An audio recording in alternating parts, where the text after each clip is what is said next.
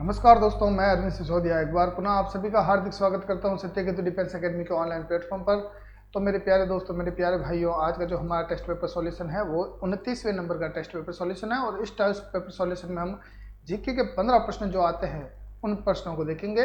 और ये आपके मॉक टेस्ट पर आधारित है। और ये आपको टेस्ट पेपर दिया हुआ कहाँ पर भैया, तो आपको दिया हुआ है वहाँ पर दिल्ली टेस्ट पेपर के तहत ऐप पर, सत्य केतु के ऐप पर। ठीक है दोस्तों, तो आज ये पहला प्रश्न देखेंगे। उस सभी से पहले आप लाइव क्लास को ज्वाइन करें, शेयर करें, कमेंट करें, कमेंट बॉक्स में अवश्य रूप से जय हिंद लिखें, प्रश्न पढ़े तथा प्रश्न पढ़ने के बाद इसके उत्तर देने का प्रयास करें। भारत में कुल कितने उच्च न्यायालय हैं? भारत में कुल कितने उच्च न्यायालय, यदि हमसे राज्य पूछा जाए तो कितने राज्य भैया? 28 राज्य, परंतु 28 के 28 राज्यों में उच्च न्यायालय नहीं है।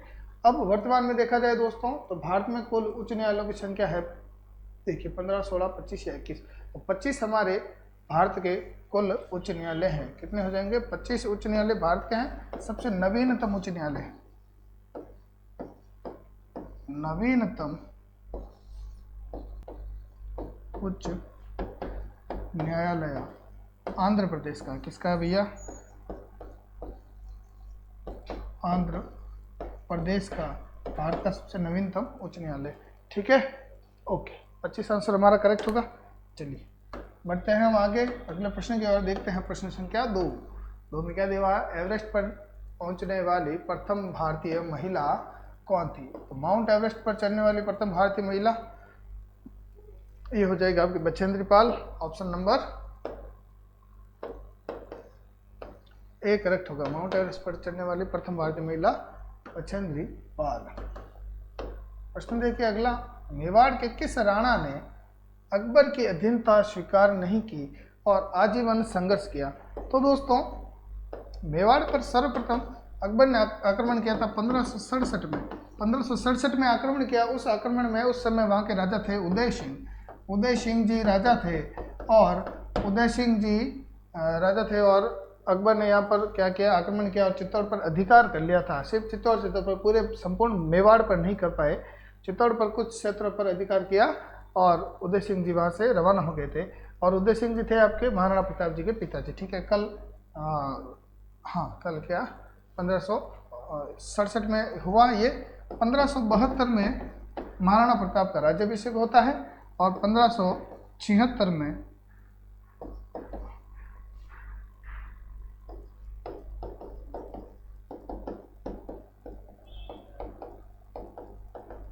प्रताप का राज्याभिषेक होता है 1572 में। और 76 में हल्दी घाटी का युद्ध होता है।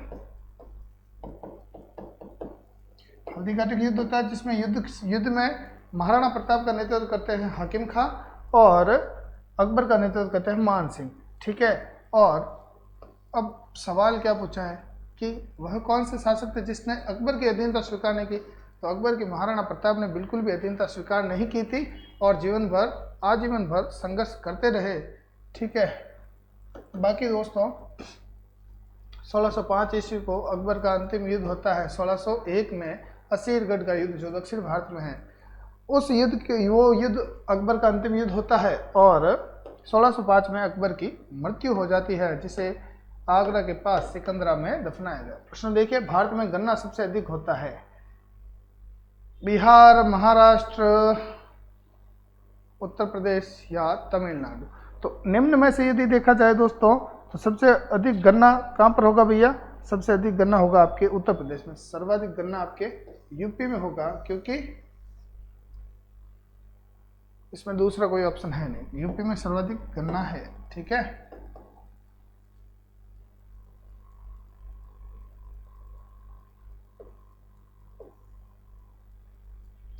किस गवर्नर जनरल ने अपने को बंगाल का शेर कहा था? वह कौन सा गवर्नर जनरल था जिसने खुद को बंगाल का शेर कहा? फटाफट कमेंट कर दीजिए भैया।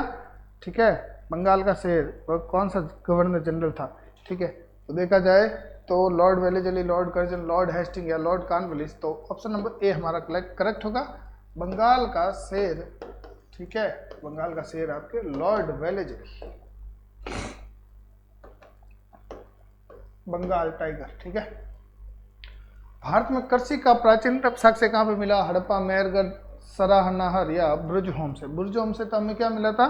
जो जमीन में रहते थे जिसे हम क्या कहते थे भैया? गर्त निवास बुर्जोम से मिला था, ठीक है। और मेहरगढ़ से प्राचीनतम करसी के साक्ष्य मिले। करसी के प्राचीनतम साक्ष्य आपके मेहरगढ़ से मिले थे। मेहरगढ़ सिंधु सभ्यता का एक स्थल है, ठीक है। प्रश्न 7वां, जवाहरलाल नेहरू प्रथम बार अखिल भारतीय कांग्रेस के अध्यक्ष कब बने? 1929, 1927, 1921 या 1932?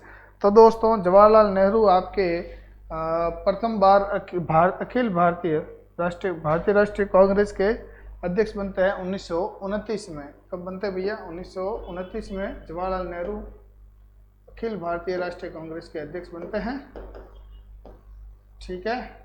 पूर्ण स्वाधीनता का नारा देते हैं। प्रश्न संख्या 8, किसने 1873 में सत्य शोधन समाज की स्थापना की थी?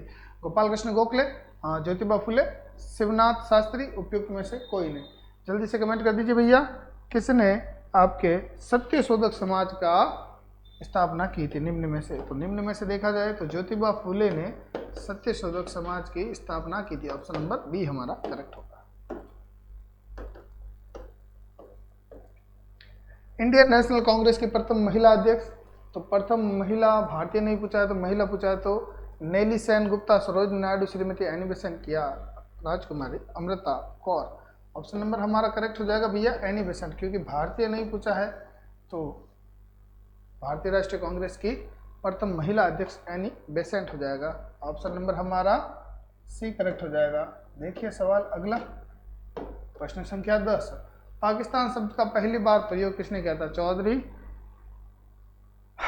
चौधरी खलीफ जमन ने, फजलुल हक ने, चौधरी रहमत अली ने, मोहम्मद अली जिन्ना ने। पाकिस्तान वर्ड का यूज सबसे पहले किसने किया था? ये पूछा है हमसे, ठीक है। तो पाकिस्तान का सबसे पहले दोस्तों प्रयोग किया गया, वो किया गया था रहमत अली ने, चौधरी रहमत अली। कौन सा हो जाएगा? ऑप्शन नंबर हमारा हो जाएगा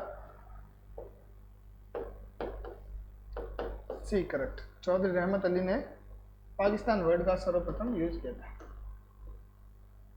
प्रश्न 11, भारत में प्रथम रेल लाइन का निर्माण किन शहरों के मध्य हुआ था? बहुत ही अच्छा सवाल है, बहुत ही अच्छा सवाल है।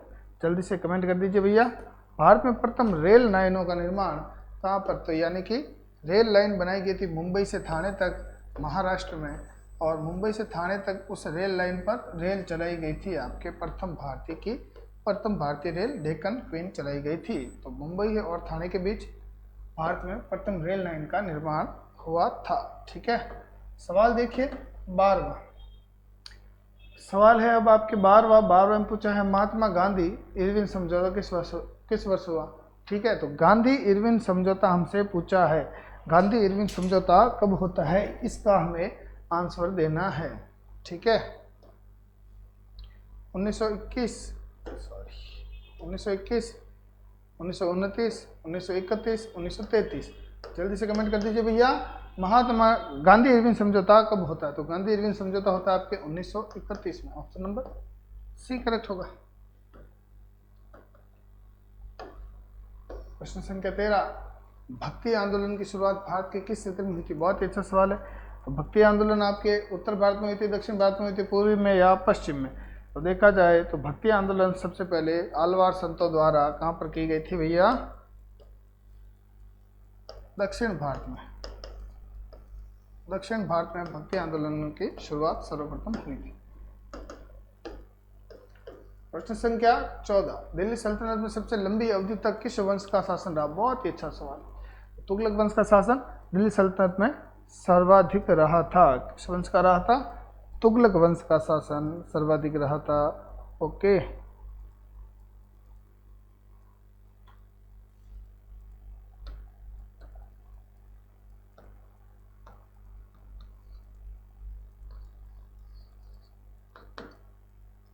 ठीक है, बी आंसर होगा हमारा, तुगलक वंश का शासन सर्वाधिक रहा था।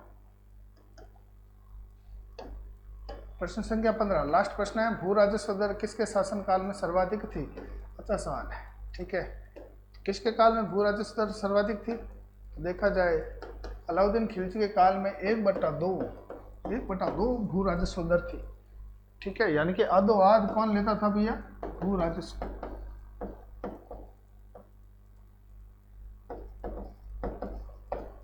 यानी कि 50% ये लेता था अलाउद्दीन खिलजी। इसका कारण था ये किसी को अमीर नहीं रहने देता था, क्योंकि इसको पता है यदि प्रजा अमीर हो गई तो मेरे खिलाफ विद्रोह कर देगी। ये अमीरों की जो दावतें होती थी, पार्टियां होती थी, इसने इसको बंद करवा दिया। ठीक है, शराब भांग जुआ वो सब कुछ बंद करवा दिया। कारण क्या था कि मतलब हम जैसे जानते हैं धारा 144 कैसे लगती है कि 5 व्यक्ति एक साथ नहीं खड़े रह सकते या नहीं बैठ सकते सार्वजनिक स्थान पर।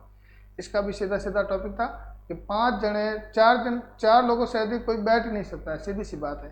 क्योंकि 4 लोगों से अधिक बैठेंगे तो मेरे बारे में बात होगी, मेरे बारे में बात होगी तो पक्का मेरे खिलाफ कोई ना कोई विद्रोह होगा।